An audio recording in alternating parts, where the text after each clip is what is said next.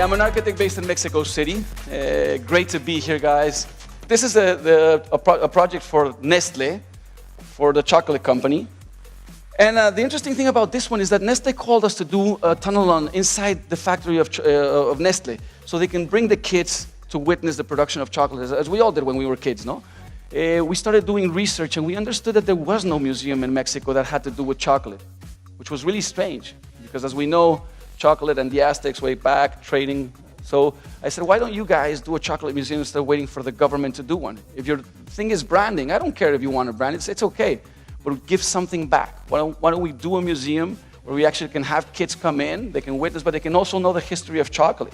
We understood that we can push a company, that we could read between the lines and understand that even though we were briefed, where can we take our client? How could we show our client something that he was not seeing? We were invited by our president to do the bicentennial arch. We didn't agree on his ideas of doing a bicentennial arch that didn't serve us anything. And I got together with two friends and we did this project where we thought it was more important to show extension of landscape, because this sits near El Bosque de Chapultepec, which is one of the biggest parks we have in Mexico.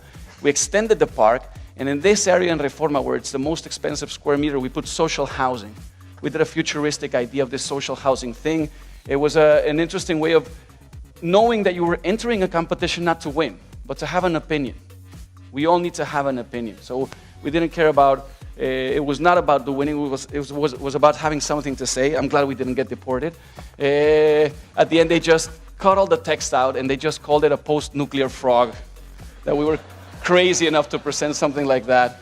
We tend to collaborate a lot, and we collaborate not because we don't know how to do certain things. We collaborate because we enjoy being contaminated by other ideas, to really come up with those ideas that the client is not seeing. If we're a good creative team and a good team of thinkers, we're going to be able to tell the client more with a better perspective what he needs to do. We must find ways to let all this stuff in our head out.